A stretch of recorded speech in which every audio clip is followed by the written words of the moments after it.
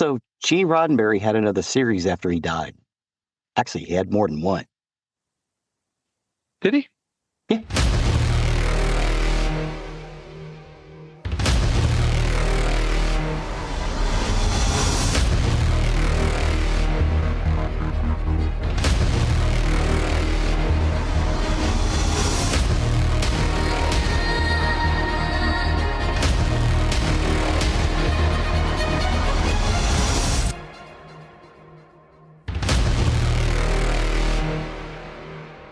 Welcome to episode 260 of Nerdery Murdery. Big 260. I'm Zig with your Nerdery. And I'm Jeffrey with your Murdery. Welcome to another week, the highs and lows, the up, the down, the good and the bad, and the nerd, the murd. So I just returned from my almost week-long trip to Plano. Didn't get together with Zig. It was just too busy of a week. But I left Sunday at 12:30 noon. 12:30 in the afternoon. The plane trip from the Rio Grande Valley to Dallas is an hour. I mean, the entire flight from once you pull out the gate to landing at your gate is like an hour and a half. I was over 7 hours on that plane. We got to DFW, near DFW, and there were storms.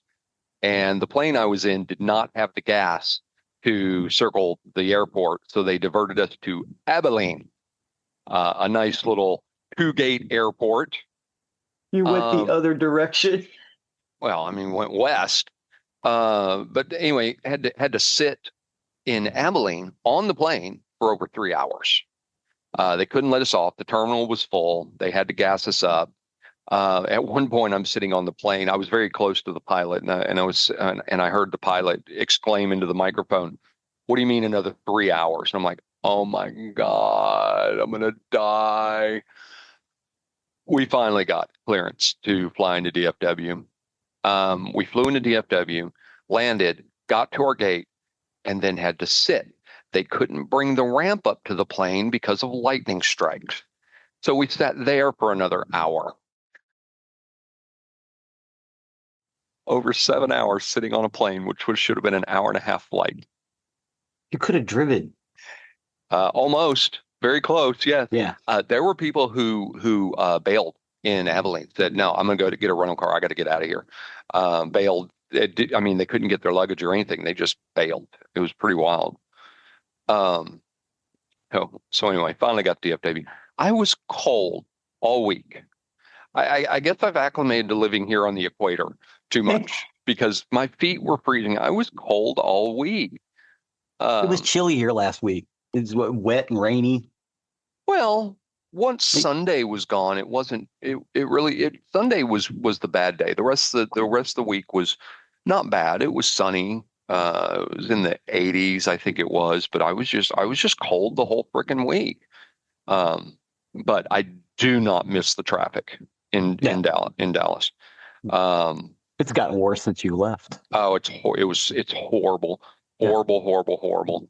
DFW's all traffic now. Yeah. Our friend Jeff, who also joined me, we were working since he lives in the Metroplex. We were working together that week.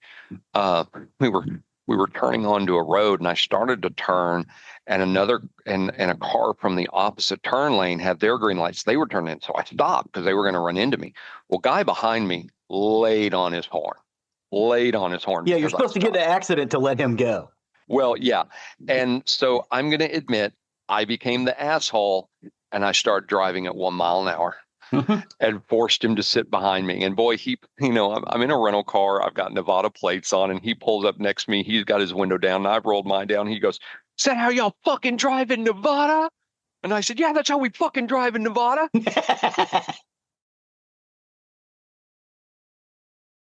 Little road rage incidents. Whatever. Plano. I know. I tell you what, I've heard about the Middle Eastern takeover of Plano, and I'm not being racist when I say this. It is. It very much is. Yeah, there's a lot of Middle Eastern people in Plano. There's a lot of South Asian or Indian people Yes. in like Allen, Well, I mean, and we found it very hard to find non-Middle Eastern food. yeah, yeah, I mean, it and was hard. it's like the mid cities. There's a really large Vietnamese um, population. It's Haltom great for me City, because Haltom City mostly. yeah, Haltom City. Um, it's great for me because I can't eat bread anymore, so it's a Right. lot of flatbread. I'm a happy boy. But I was very, very Yeah, surprised there's a at large Middle Eastern. very, very big in Plano. I was Mhm. just, like I said, I And had not just heard, like one country. It's the oh Middle yeah, yeah, East yeah, yeah. I and just, North Africa and I had heard about it. mhm. But just seeing it was it was startling. Uh, Yeah. because that's not Plano as I remember it. So it was wild. I mean, yeah, we had to travel, to, find places to eat. I Had a good remember bar. when Plano was a I mean, this was a long time ago. I remember when Plano was a small town. Oh yeah. Yeah. Well, I And then mean, back in the 80s, it was like Plano's going to be bigger than Dallas. no, it's landlocked now because they put Frisco on the other side, and they've got Salina on the other side of that. And Salina's the one that's growing now because Plano and Frisco are locked. Yep. They can't grow anymore. Um, but had some decent barbecue. It wasn't great by any means, but it's called 1050 barbecue. In 1050 Plano? barbecue. Um, You lived up there for a while too, didn't you? Up near Plano, didn't you for a while? Addison. Addison, that's I it. went just south of Plano. I was in northern Addison. Um, 1050, I think, was Carrollton. I Was it think, was it like I said, Carrollton? we kind of had to go outside, outside of a little bit. But anyway, it was a good trip. It was just very, very busy. I mean, worked the AM, the PM because there was day shift, there was night shift had to work with, and it was a long week. I was whipped by the time I got home on Thursday. Absolutely whipped. Take Friday off. Yeah. Yeah. Okay. I worked for a couple hours and then I took the rest of the day off. Um, but yeah, no, it was good. But on uh, Friday, on Thursday when I got home, the author's copy of The Darkwind Paradox was in my mailbox. So I Yay. had that, got to approve it. I got the files. I got everything uploaded yesterday. It is officially scheduled to be released on June 4, which as of this episode, that means it's been out 2 months. So hope you have your copy already. On June 2nd, I'm releasing the Darkwind Paradox Symmetry of Chaos, the album that accompanies it. And I made the album for Prime Numbers kind of just as a fun afterthought because I had done the one for the show, Mhm. and I did the one with Prime Numbers. But for the Darkwind Paradox, it made sense to have a soundtrack to go with it. Read the book and you'll understand a little bit more, because Darkwind has a soundtrack going on in his head, and All the time. there's a reason for that, and it comes out in the book. But this album, Did did did you actually mention it in the book? I've read it. God, I it probably talked, read it. it talked about the music. It talked Yeah. about the music. Well, Um, originally when I designed the character, he had a soundtrack playing in his head. mhm, He just it and he set it where it would never turn off, so he always had right. music in the background. Um, and Yeah, it's touched on in the book that yeah, when you get to a certain point in the book, and it talks about it several times that the music is very disturbing and constantly changing and disjointed. mhm. And that's what I did the soundtrack to mirror. There's a lot of it that's it's very uncomfortable. It's very disturbing at times, and it takes you out. I really, really enjoyed it. It's long. It's 28 tracks, but it tells the story through music of the Darkwind Paradox from start to finish, and I absolutely was very, very happy. Um, I loved what I did with the Prime Number soundtrack, but I think the Darkwing Paradox is actually better. It's really cool. It's very. Just listen to it. Listen to it. No. I mean, well, I'm biased. I'm biased. I like the Darkwing Paradox better than Prime Numbers, the book, but that's because he mentions my name a lot. So I'm probably the wrong person to ask. The same with the music. So I'm not going to disagree with you. I think the Darkwing Paradox is a better book than Prime Numbers. Prime Numbers, I mean, to me, and I have people who have reviewed and people who have commented, is a good book. It's fun. It's action oriented. There's a lot of really cool things in it. The Darkwing Paradox was very different. For those of you who have read Prime Numbers and haven't gone to the Darkwing Paradox yet, I'll forewarn you right now, when you get into it, the Darkwing Paradox is dark, very dark. And that was intentional. The Darkwing character is very dark, especially with his inner turmoil that he goes through. And this book really focuses on that very, very much. So it's a different tone, and I think they each stand on their own. But I agree with you. I think the Darkwing Paradox is a better book. But I also learned a lot from the first book that I fixed going to the second one. So that doesn't upset me at all. Saying that one is. The third one might be better than the Darkwing Paradox. I don't know. I haven't finished it yet. Well, again, I am the wrong person to ask. Right. Yeah, Zig's been all over Facebook talking about, hey, this character sounds great.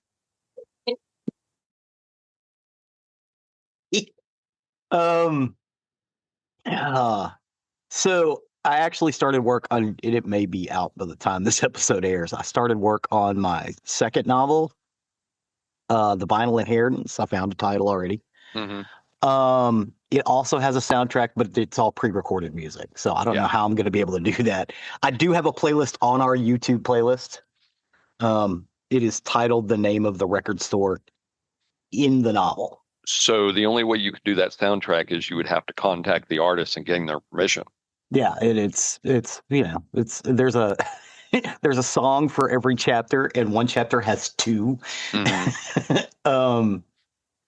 And one for the prologue and one for the epilogue. And that's how Symmetry of Chaos is.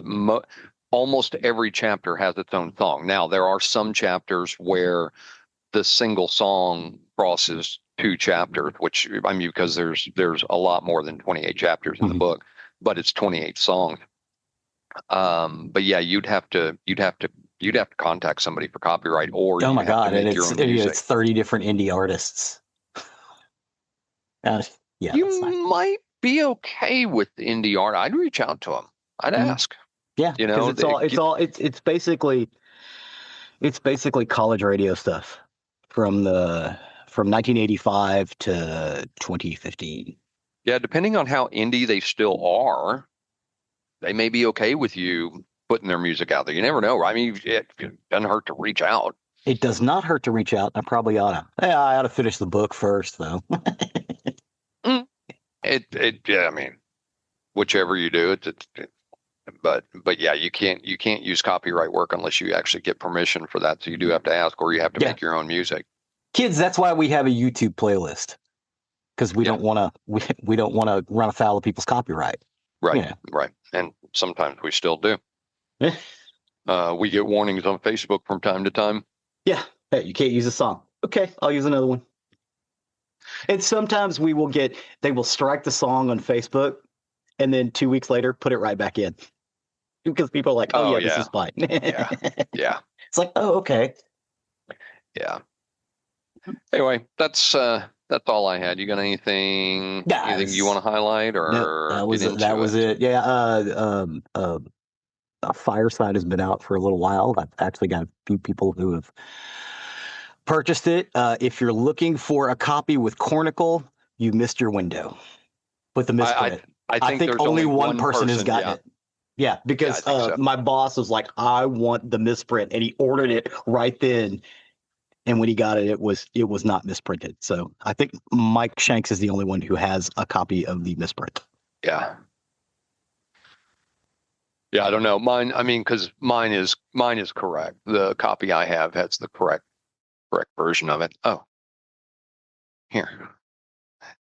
Yep. There we go. There's my copy of the Darkwind Paradox.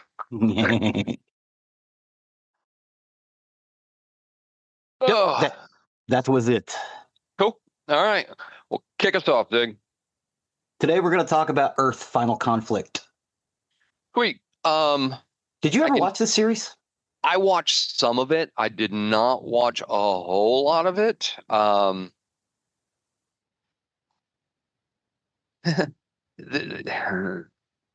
show.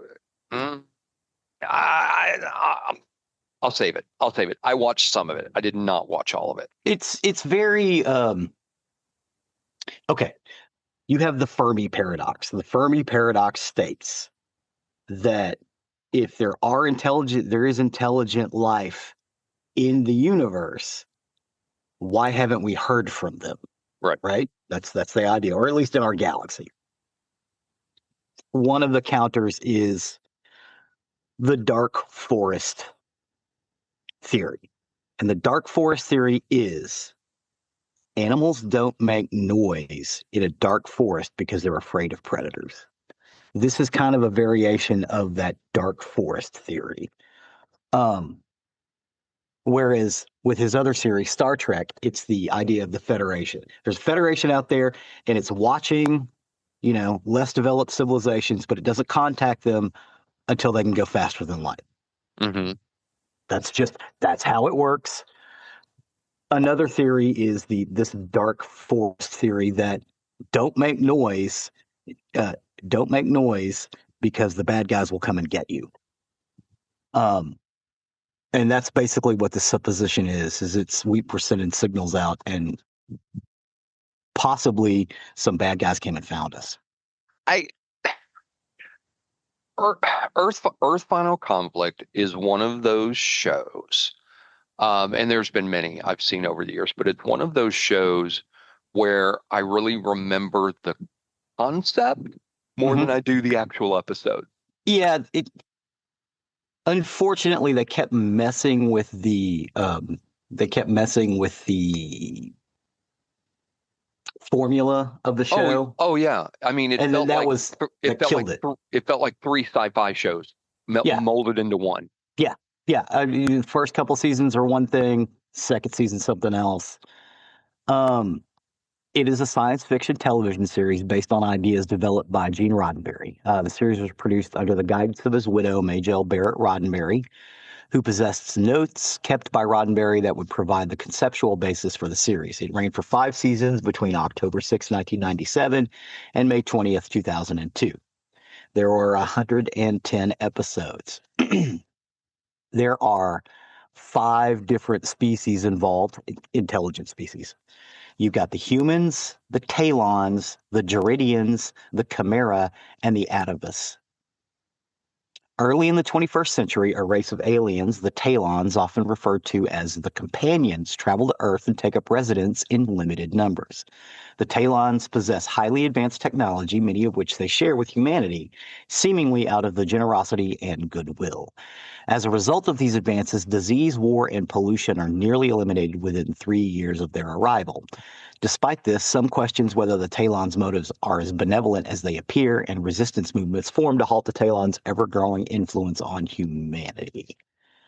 Yeah, this right here, exactly what you've just described, is one of those 3 sci-fi shows merged into here because you could have just been describing V.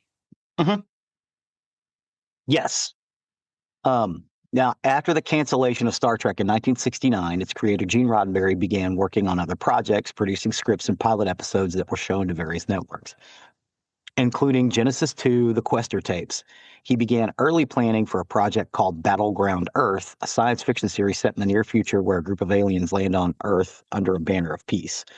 Roddenberry wrote the initial for the series in 1976, long before the similarly themed 1983 TV miniseries V. So Earth Final Conflict existed before V, but I don't know. I don't know if those two things were in a bubble from each other, or if it's like Babylon 5 and DS9, where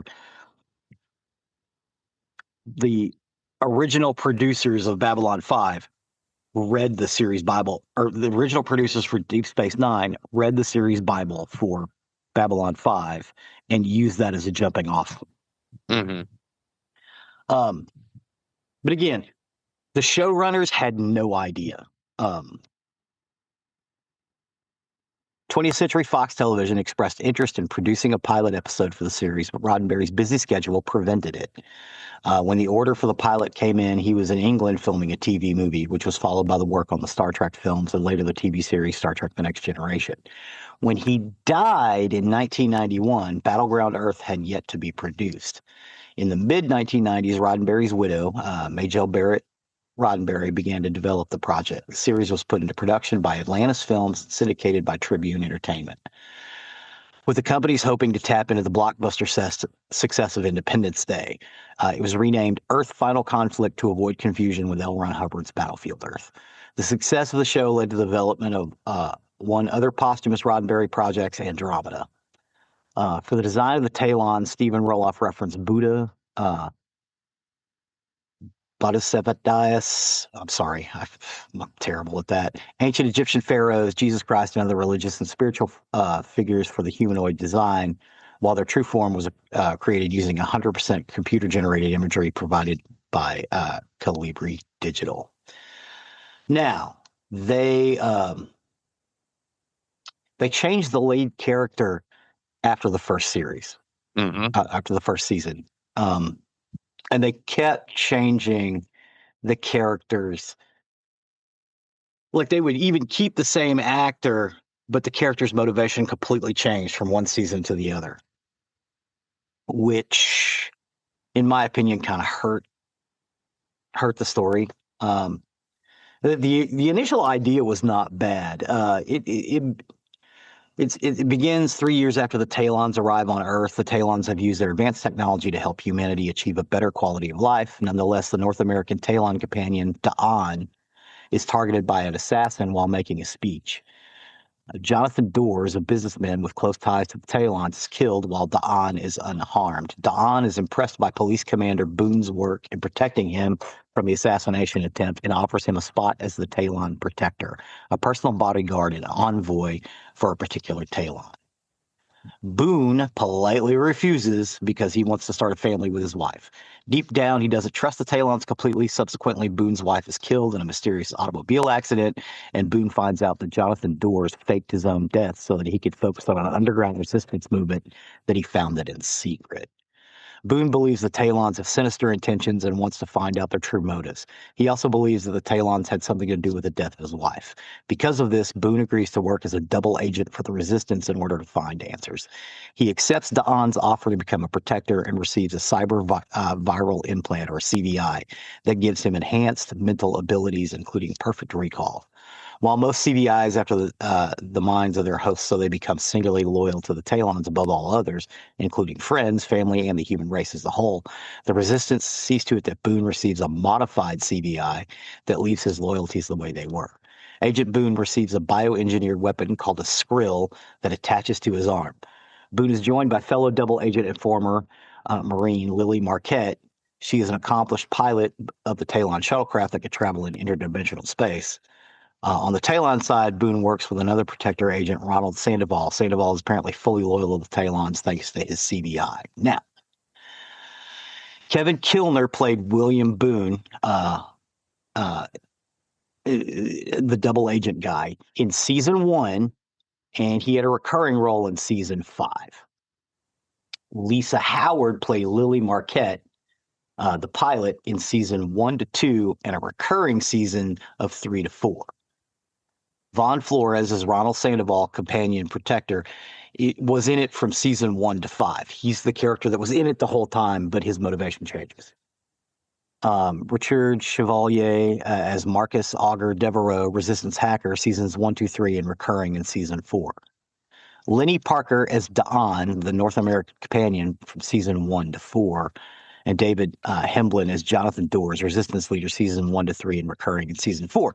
So again, they change out the cast. Now, I can agree to a certain extent with a Resistance model that some of the characters are going to die off.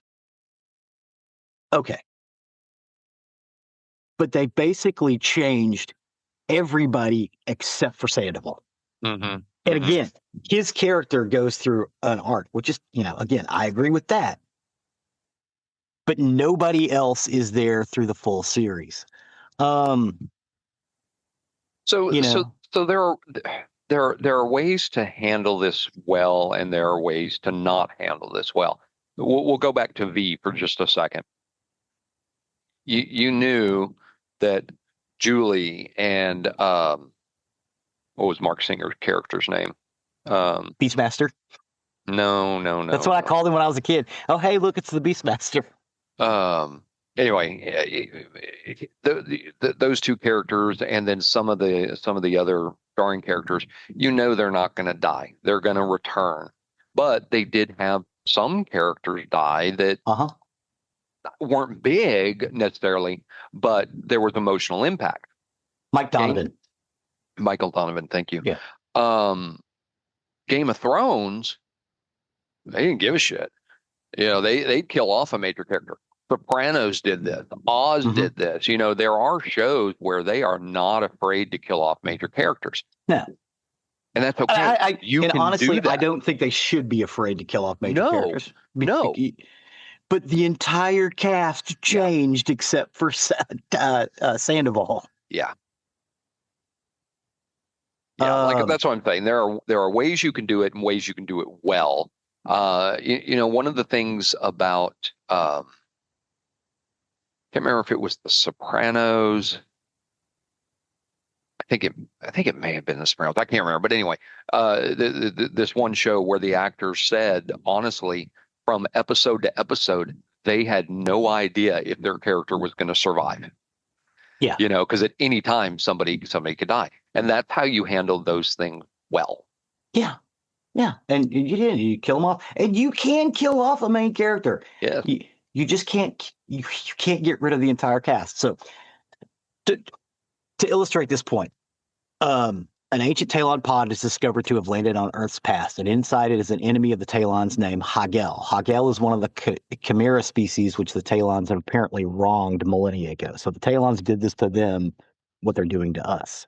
Hagel has the power to temporarily assume other forms, leaving his victims temporarily incapacitated. Hagel steals Sandoval's form and impregnates Siobhan Beckett. Boone tries to confront the alien, but Hagel is frightened. Boone is badly wounded, and Hagel is killed. Boone is in critical condition as Beckett goes into labor, while the custody of the Resistance. Za'or seemingly vaporizes Boone's body. Now, Beckett gives birth as the Resistance is saddened by the news that Boone has died. The Protector's baby is a chimera-human hybrid and grows at a rapid rate. He takes the name Liam Kincaid and immediately takes action as an adult. Beckett's memory is wiped, and she is sent back to the Talons. So, Liam Kincaid, the child, becomes the main guy in season 2, which makes, it's Robert Lee Schock. He's season 2 to 4, but he's recurring in season 5, so they replace him too. I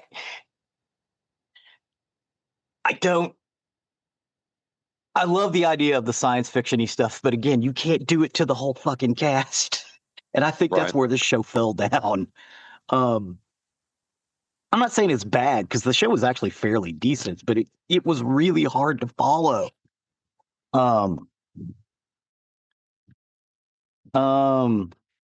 In like season 5, Leon, the Talons, and the Jardinians have disappeared, but their efforts, far from saving everyone, have doomed the galaxy. They have awakened a version of the Atavus proto-species, a race of energy vampires that precedes the Talons and the Jardinians. Renee and Street are the only ones who know the truth of what's happening. The resistance is disbanded, and the human governments are not in a rush to accept the beginning of another war with an alien race. Their only ally is Rajel, the first and now last of the Talons, who is forced to provide covert support for the heart of the Talon mothership. So you get you get yet another lead in the 5th season, because they get rid of Liam. Let's see, Palmer. Warrior Out Springs. I'm just looking because there's a lot of the big cast. I think it's Jane Hedemeyer becomes basically the leader of the resistance as Renee Palmer. So you got all of this stuff going on, and of course it's a bigger story because there's species. Babylon 5 dealt with this a lot, where you've got a bunch of interplay, but again, they didn't kill off the entire cast and replace them with everybody else. Majel Barrett was Julian Belmont, doctor and CBI expert and a resistance agent. She was in season 1 as a star, but she was recurring in season 2 and 3, and you don't hear from her again. So I looked for a lot of production notes on why they changed this, and there's really nothing out there. I did include an interesting video on what the idea was, but no one really understands. Basically, it was a production fight between the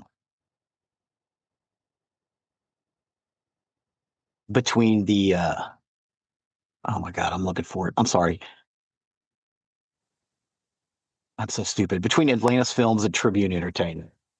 And the people who were releasing it, because it was basically released on, was it the CW?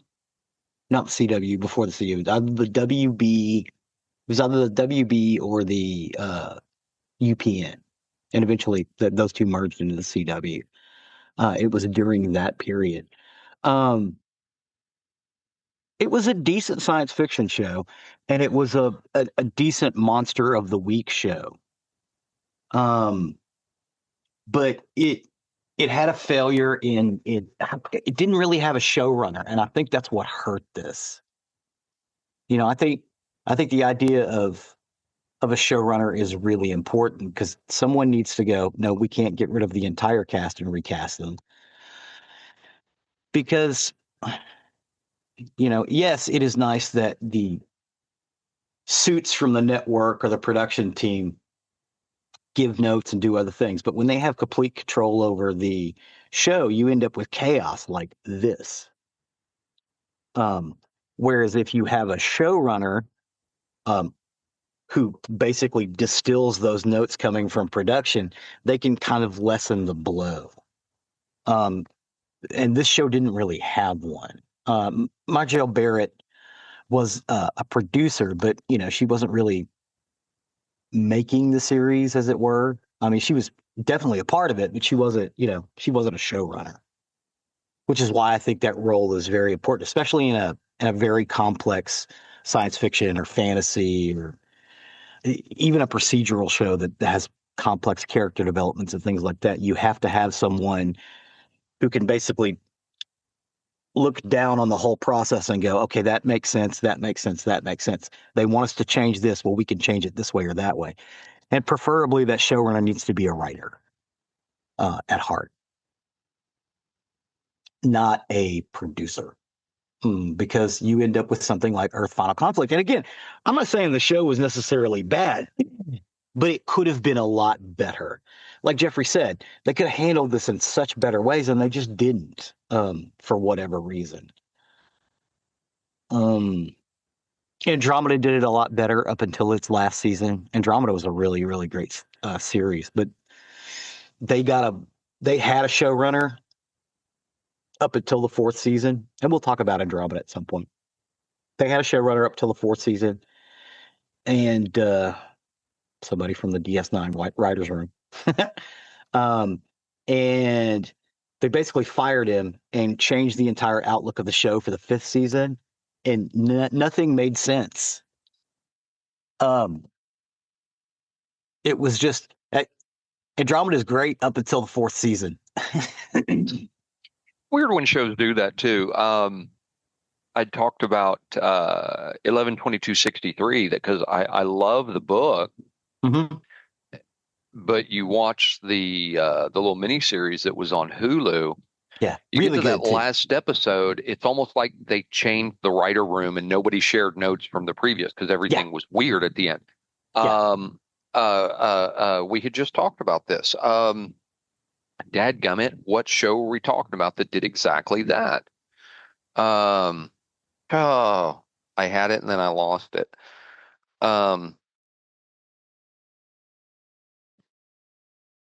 don't know why I just lost it. But Man in the High Castle. Yeah. The last episode almost felt like you had a whole new room of writers that lost the path. Yeah. Oh, we need to put a bow on this. Yeah. And that's what they were doing. That makes some very weird stuff with TV. Yeah. And it's in this case, it's not the fault. I don't even think it's necessarily the fault of the writers because the scripts were pretty decent. I think it's because it didn't have an overall reaching arc, and the cast was good in this show. Yeah, it was. What made the whole show interesting is honestly the aliens weren't conquering Earth. No, they were trying to improve it, and that actually made them creepier. Yeah. That's where it veered off from V, because V, that was the, they're what they were supposedly there for, but they were actually there to steal all the water and to steal all the water, destroy them and eat us. But it's where it really takes its focus is this show really put an understanding that the scariest type of control isn't force. It's making people comfortable enough that they stop questioning. Yeah. And that's basically what this was, because the Talons didn't want to destroy us, but they had some ulterior motives. Yes. And they never really explained what all those ulterior motives are. Eventually you got the story, but it was piecemealed and ham-fisted is the way it was handled. Well, and the Talions never felt like your typical villains, your mustache twirling villains. No. They felt very ancient, kind of like humanity was dealing with something that was operating on a much higher scale, or a completely different scale, I guess is the best way to put that. Like I said, I lost my way with it. I tried with Earth Conflict and I saw some episodes, but as I said way back at the very beginning, I think more people are going to remember the concept of the show than the actual episode. The actual show itself, yeah. Because it was too disjointed. Disjointed. That's a good word. That's one of the words I was looking for. Now, in the YouTube playlist, I've got, because it is available, I've got the first full episode of the first season, and I've got the second full episode, or the second episode of the second season, to kind of give you a feeling of how disjointed this series is. Because it almost feels like two different shows, and it's season 1 and season 2. First episode of season 1, second episode of season 2. And it feels different. It's still a good show, but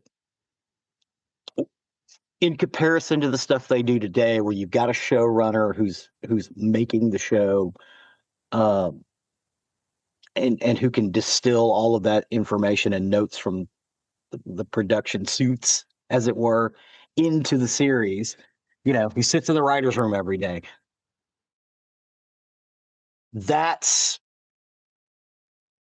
You could tell they didn't have that.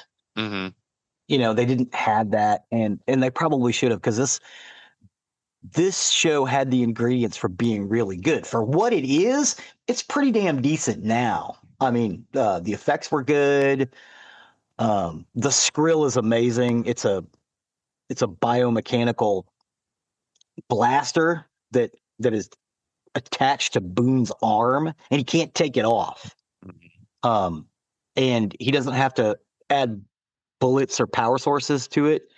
It recharges itself using basically his autonomic functions. So, I mean, I think they explain that he has to consume more nutrients and stuff, and kind of watch what he eats a little more because of the skrill. But that's really amazing, and the CVI giving him absolute recall is amazing.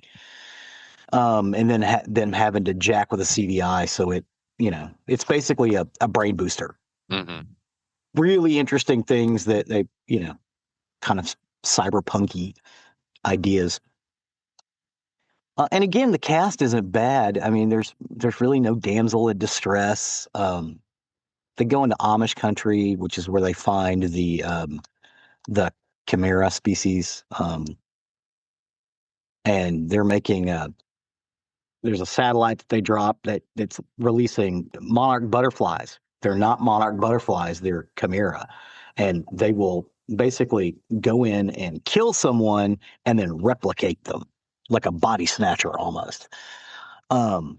That was a really great episode, and I want to say that was my favorite one. Was the one where they go to the Amish community and there's basically an alien chimera that is producing these beautiful, innocent-looking monarch butterflies that end up being pretty sinister.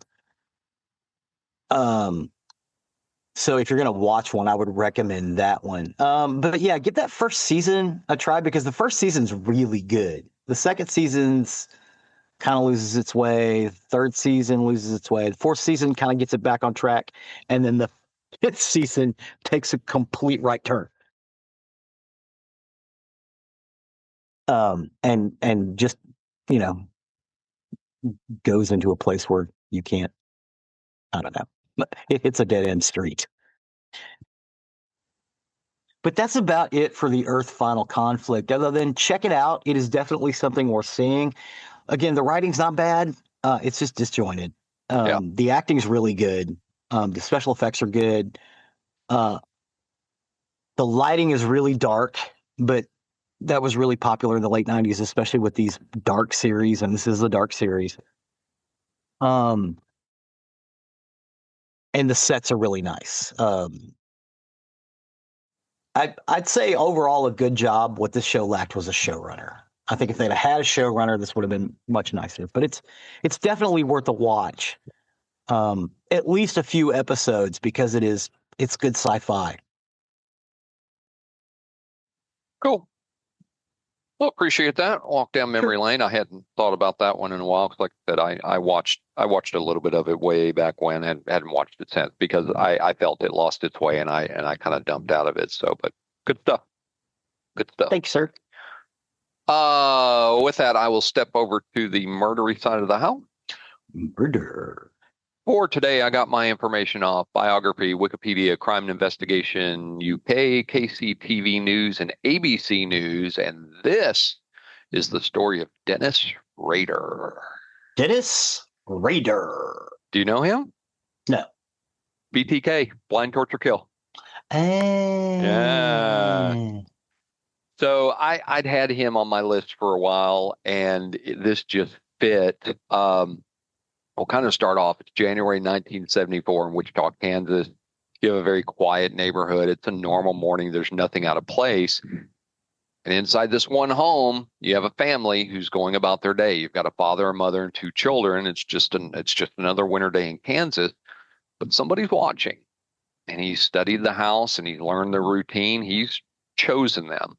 When he finally enters, he doesn't rush and he doesn't panic. He speaks calmly and methodically. Like he rehearsed it. Tells the family doesn't want to hurt him, says he just needs money, says everything will be fine, but that's not true because over the next several hours, the entire family will be bound, terrorized, and murdered And when it's over, the killer doesn't just disappear. He writes about it, he describes it, and he'll name himself BTK for bind, torture, kill. And then for decades, the letters would stop. The case grows cold. Wichita wonders if the killer is gone, but he isn't. He's still there. He's still living quietly. He's working. He's raising a family, and he is just waiting. This was filmed or recreated in Mindhunter. Yes. So this is, again, the story of Dennis Rader. Back on my A to Z journey across America. Iowa was our last one, and that brings us to the next state alphabetically, which is Kansas.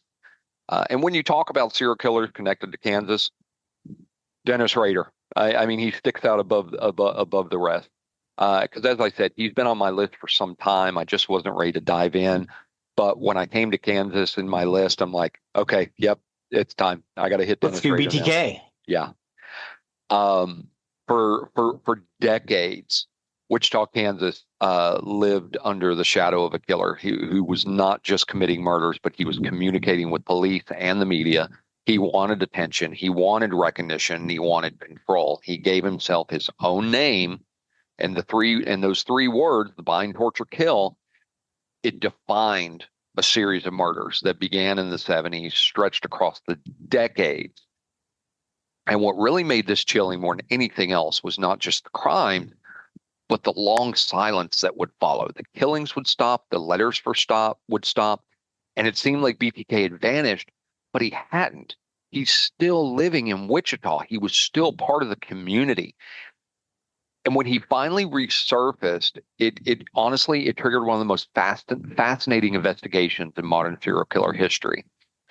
Dennis Lynn Rader was born in 1945, raised in Kansas. And from the outside, he appeared very structured and stable. He served in the U.S. Air Force. He later attended college. He married. He had children. He worked a very steady job. Eventually, he settled in the Wichita area, and he became very active in his community. He worked as a compliance officer.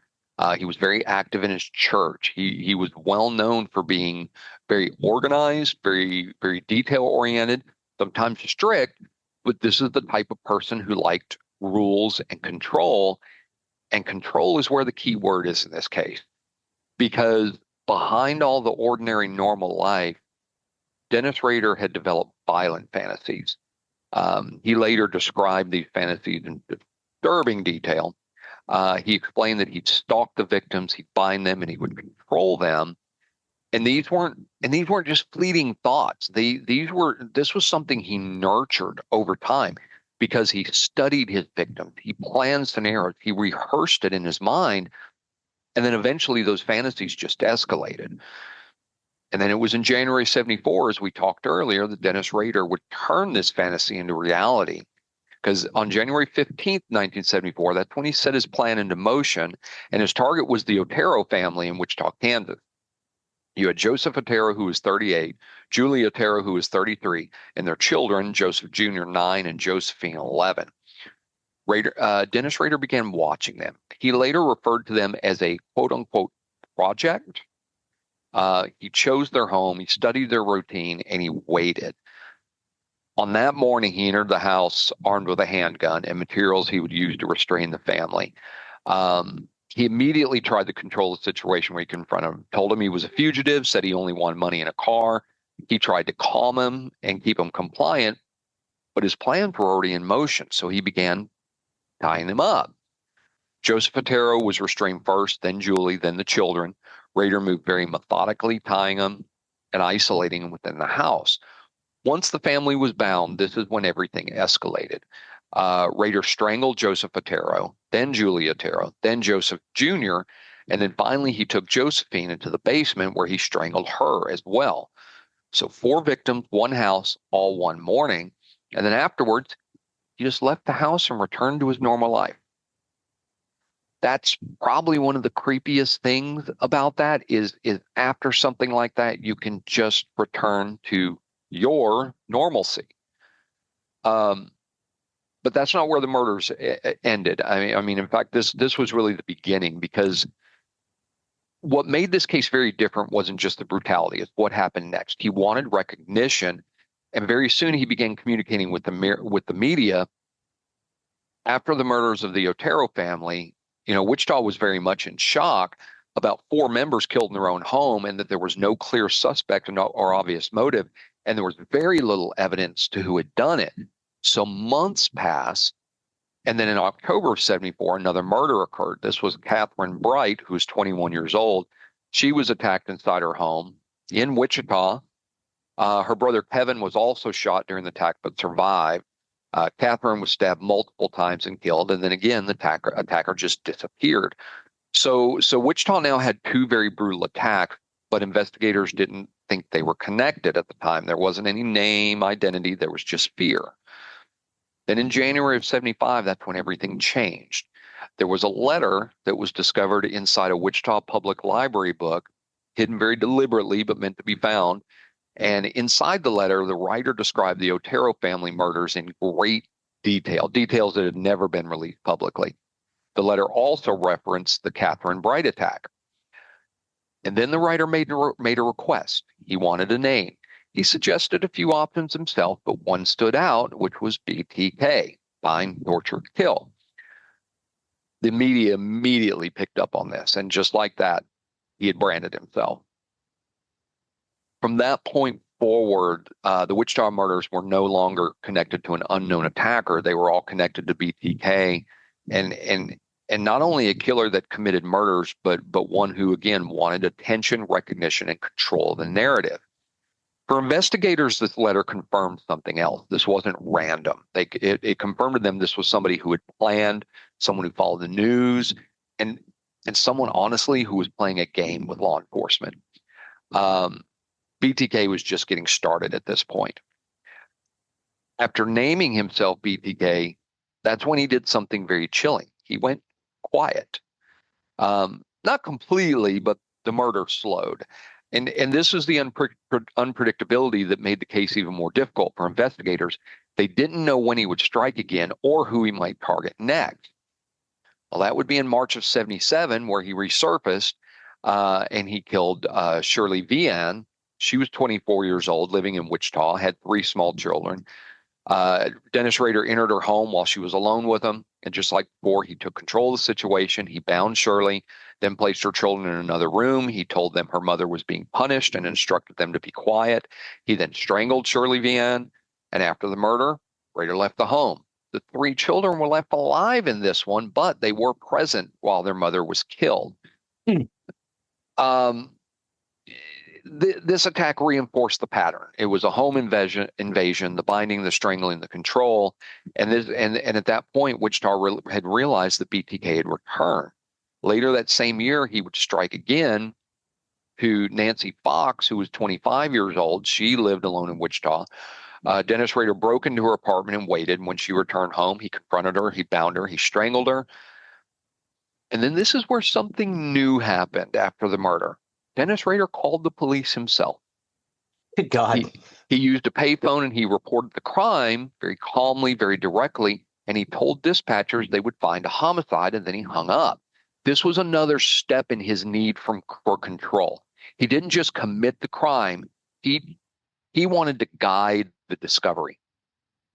So by the end of 77, the timeline looked like this. You had the Otero family, 4 victims, Catherine Bright, Shirley Vian, and Nancy Fox. 7 victims total. And then once again, BTK just disappeared. There were no letters, there were no murders, there were no communication, and years passed at this point. Investigators kept the case open, but leads were drying up. Wichita was trying to move forward, but there was still the fear. People began locking their doors more carefully. They watched strangers more closely, but as time stretched into years, it felt like BTK might be gone. But again, he wasn't. He's still living in Wichita. The balls on this guy. He commits the murder in the same town he's living in and just stays there. Not only has he just stayed there, he's built a life that looks very ordinary. He worked, he raised a family, he was active in church. He was a Cub Scout leader, compliance officer. He enforced city codes and regulation. The man that was responsible for terrorizing Wichita was just a part of the community. And that's the contrast that made everything the most disturbing of this case, because while investigators were searching for a monster, Dennis Rader just blended in. He attended meetings, talked to neighbors, went to work, all while carrying the secrets of what he'd done. He actually remained silent for more than a decade. In 1985, the killings began again. There was Maureen Hedge, who was 53 years old. She lived in Park City, Kansas, which is just outside of Wichita. Dennis Rader entered her home late at night and abducted her. In this one, he transported her body in his car after killing her, a vehicle. I don't remember if it was a car or truck. After killing her, and then later left her at a rural location. And this is the shift in the behavior. Instead of killing victims at the point of entry, he was now moving him, so he was evolving. Vicki Wegerle, who was 28 years old, lived in Wichita with her young child. Rader entered her home, bound and strangled her, and then he took photographs of her after the murder. Years later, one of those photographs would be anonymously sent to the media, proving that BTK was still alive. Then there was Dolores Davis, who was 62 years old. She lived in Park City, Kansas. Dennis Rader broke into her home, bound her, strangled her, and then he transported her body and left it under a bridge outside the city. This one would become the final known BTK murderer. 10 victims. Once again, silence. The years passed, and then more years, more than a decade. No new letters, no new murders. And most investigators at this point believe that BTK was probably dead or incarcerated for another crime or simply gone. So the case remained open, but it had gone cold. Then in 2004, BTK returned. Out of nowhere, there was a package which appeared at a Wichita newspaper, and inside were documents connected to the earlier murders, details, photographs, and proof that the sender had intimate knowledge of the crimes. The timing of this was not random, because 2004 marked the 30th anniversary of the Otero family murders. So this is where Dennis Rader wanted attention again. Over the next several months, he sent additional communications. He would send letters, packages, items he would leave in public places. Each one was very carefully designed to reinsert himself into the investigation. And what was even more chilling, there was a photocopy of a driver's license that belonged to Vicki Wegerle, and it confirmed he had taken personal items and kept them for years. So the media began covering the story heavily again. Wichita again started living in fear, knowing that BTK was back. But investigators now had something they didn't have before: modern forensic technology. DNA analysis had advanced dramatically since the 70s, and evidence collected years earlier could now be re-examined. So investigators started studying the letters themselves, language, formatting, behavior, and patterns. And it was during these communications Dennis Rader had made a critical mistake. He asked the police a question. He wanted to know if a floppy disk could be traced. Investigators responded publicly to this, telling him it could not. That answer was not true. No, it is not. And soon after, BTK mailed a floppy disk, and that disk would lead directly to Dennis Rader. Oh, the fucking hubris of this asshole. Yes. That's why I said the balls this man has. You know, when he mailed the floppy, investigators treated this as their best opportunity. The disk was sent to a Wichita television station. Inside were files, including a message from BTK. But what investigators were really interested in wasn't just in the text; it was the metadata. It wasn't visible content. The visible content did not immediately identify the sender, but the disk itself contained hidden information. And when forensic analysts examined it, they found something very critical. The disk had been used on a computer associated with Christ Lutheran Church in Wichita. Even more specific, one of the files referenced a username, Dennis. So investigators immediately began looking at individuals connected to that church. Dennis Rader's name stood out. He was a church council president. He had access to computers. And as they dug deeper, they found something else. Rader had a background that fit. He had lived in Wichita during the murders. He matched the age range. He had ties to the area where the victims lived. He had a history of compliance work, giving him opportunity to observe neighbors. neighborhoods, but investigators needed more. They needed direct, discrete surveillance. So they followed Dennis Rader and they collected information. And this is eventually where they obtained something very crucial, a DNA sample. Because they couldn't take it directly from him yet, because they would have needed a warrant for that, investigators used a very different approach. They used DNA from Rader's daughter through medical records. That DNA was then compared to evidence in the BTK crime scene, and the match was consistent with a familial relationship. At that point, it was enough. So on February 25th, 2005, Dennis Rader was arrested while driving near his home.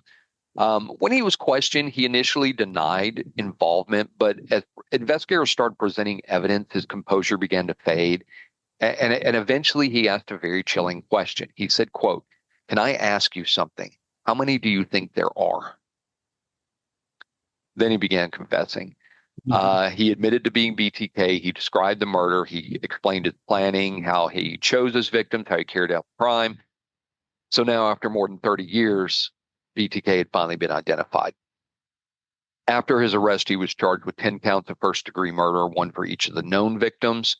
And because the crimes took place over multiple decades, the case relied heavily on preserved evidence, Rader's own communications, and ultimately his confession.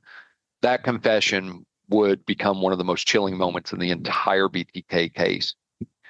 In June of 2005, he entered a guilty plea, so there was no dramatic trial during jury deliberation. Instead, he calmly described each murder in court, one by one.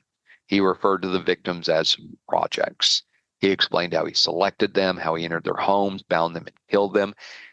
His tone was very clinical. He was very detached and methodical in his confession. And this stunned the courtroom. Family members of the victims had to sit there and listen as Dennis Rader recounted the final moments of their loved ones with disturbing calm. He admitted to the murders of the Oteros, Catherine Bright, Shirley Vianne, Nancy Fox, Maureen Hedge, Vicki Wegerly, and Dolores Davis. Kansas did not have the death penalty at the time of the murder, so Dennis Rader faced life sentences instead. And in August of 2005, he was sentenced to 10 consecutive life terms. So this sentence ensures he will never be released. Nope. He was taken into custody and transported to prison, and that's where he would spend the rest of his life. After more than 3 decades of fear and silence and unanswered questions, the BTK killer was finally behind bars. So as I went through this A to Z, as I continue on this A to Z journey, Kansas is one of the ones that stands out as one of the most chilling on the list. I've done some very chilling before, but BTK was extremely chilling. People lived in fear of BTK for decades. This didn't unfold over a single moment or a short period of time. The decades from 1974 to 1991, 10 victims, 1 city, and 1 killer who was hiding in plain sight. Wichita, Kansas was the center of the investigation. Neighborhoods that were once calm and felt and safe were suddenly places of fear. Families locked their doors that they didn't before. People checked windows. And people went for years wondering if BTK was going to strike again. And the whole time, Dennis Rader just lived among them, working in the community, attending church, raising a family, enforcing city codes. The man responsible for terrorizing Wichita was someone neighbors recognized. Yeah, trusted. But I've also heard that this guy gave everyone the creeps. There's some that said that. There are some. Like, I never trusted that dude anyway because he was creepy. I'm going to caution you on that. I personally think that's an afterthought. I think you mean afterwards? Yeah. That guy was always kind of a creep. Yeah, because before then, if somebody had raised an alarm on him earlier, I think he would have been caught earlier. Yeah. I really think this is a hindsight of 2020. Oh yeah, that guy kind of creeped me out. You don't have a man who creeps people out that is a president of a church, that is a city code enforcement officer. He was in his community watch. Yeah, I don't know, man. I especially, well, maybe not the city code officer. The sneak code there are ops, a lot of the dudes who watch. creep people out in the church, and Well, that ends it. I know you say that, and it's a terrible standpoint, but the people in the church wouldn't have put them in that place. Put him in that place. From the outside looking in, yeah, you can say, oh, the people in that church are creepy. The insiders in the church who are the congregation, they are not going to put somebody in charge of their church that creeps them out. No, man. Huh? I don't know, man. Congregants, not outsiders, congregants. The people who believe in the church and are loyal to the church are not going to put somebody as president over the church that creeps them out. You're going to have because you got to realize that's an elected post, so you're going to have enough people that trust him that elected him to that role. So you may have some people that say they were creeped out, but I really think for him it's the hindsight. Oh yeah, he kind of creeped me out.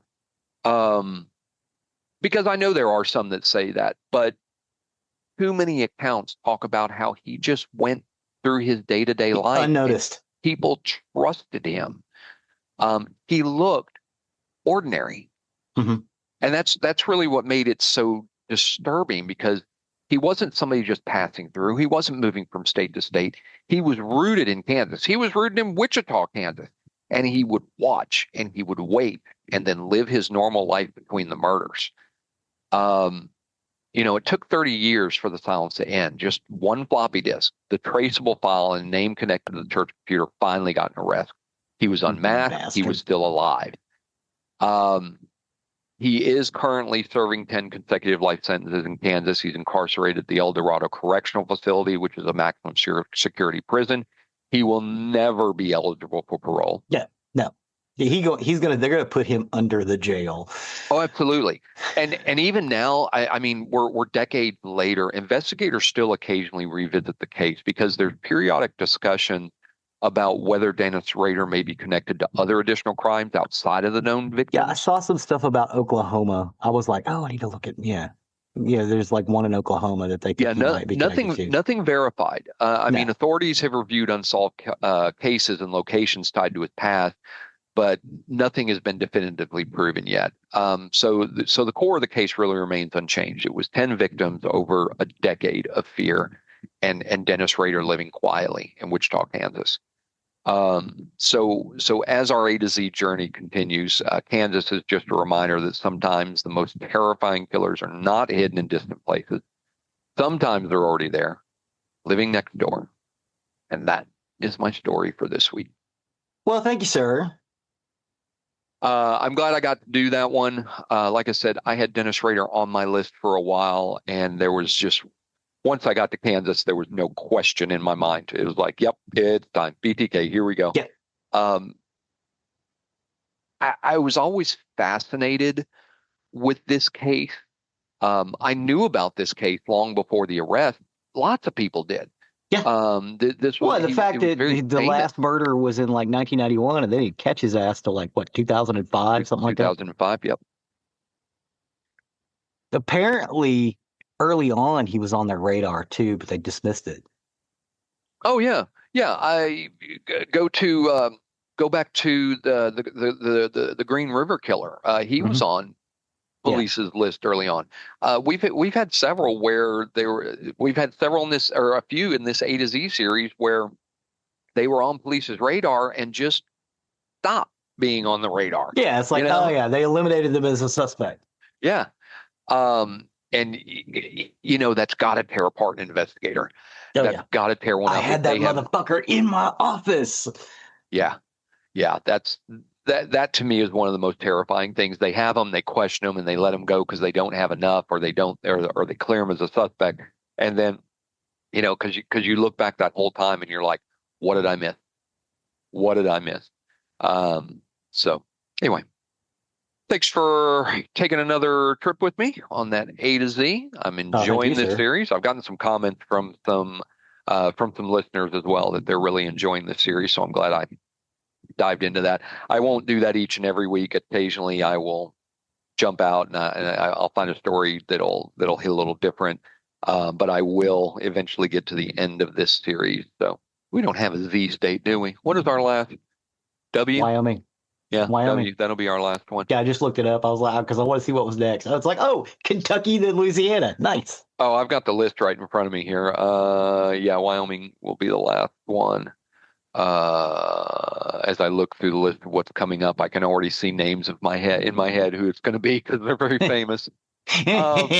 Some of them I've covered, so I have to find other ones. But yeah, we 260 episodes. I said it.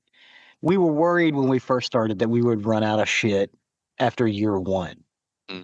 We're not running out of shit, but you have to go back and look. Have I done this before? Oh yeah. Yeah, there's been multiple times I've been reading through a story and I'm like, oh man, I need to cover that. And then I start reading more in the story. I'm like, why is this so familiar? Oh, I covered this in episode one. Yeah, I already talked about this. Son of a bitch. Yeah, because I do not keep these things in my head. Once I'm done with my research, my writing, trash, go away. I don't need to store these in my head. But I remember one from there. There are some that sit with me. Yeah, I've talked about it before. Israel Keys sits with me. The Green River Killer sits with me. Sylvia Likens definitely sits with me.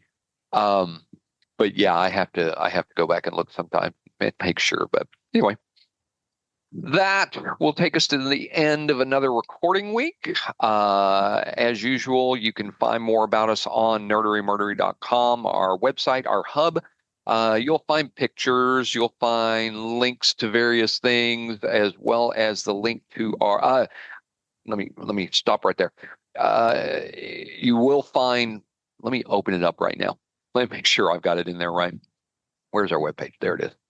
On our webpage, as soon as it loads here, if you scroll towards the bottom past our super fun picture, we need to get another picture taken.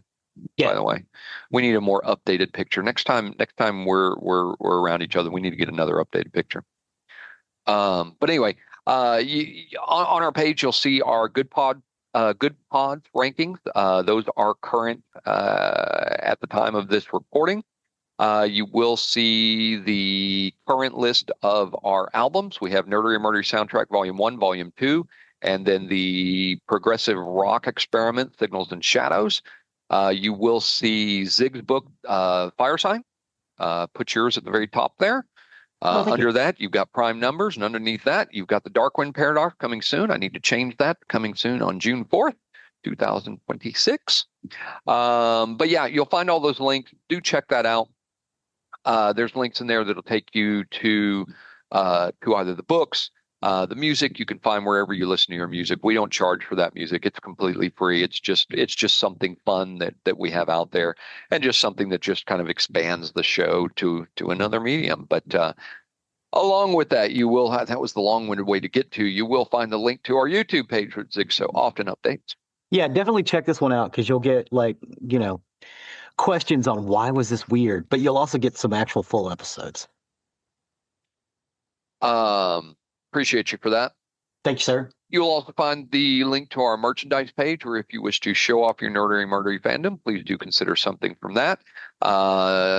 There's cool stuff. There's mugs, there's shirts, I think we might even have a mouse pad on there. I've got yes, one right here. No, it's blacking out. There. Oh, there it is. There. Had this one for years. But yeah, do consider something from there. Because not only does it help us, let's go ahead and admit it, you look damn good in it. Damn good. Damn good. You can also find the link to our Patreon, where if you wish to become a patron and help us with the costs that are associated with this show, the merchandise and our patrons go towards our uploads, our storage, our website, everything that costs us to keep this show on the air for the last 5+ years, to bring you this great content that you also love each and every week, and we appreciate each and every one of you. Please and thank you. Please and thank you. Don't forget, with our Patreon, you also get exclusive episodes that are only available to you. You also get our episodes as soon as they are available, versus having to wait for weeks at a time. So you're way ahead of the game at that point. Our Patreons are more current to our actual date than our normal week to week. Yes. So, The last thing you can do that is completely free and really helps us is leave a 5-star review wherever you can. It really helps us, helps others find our content that may be looking for the information we discussed. And last, but certainly not least, to our good friend Chuck. You can go sleep now. Good night, Chuck. Good night, Chuck. With that, I have been Zig with your Nerdery. and I'm Jeffrey with your Murdery. Cue the music.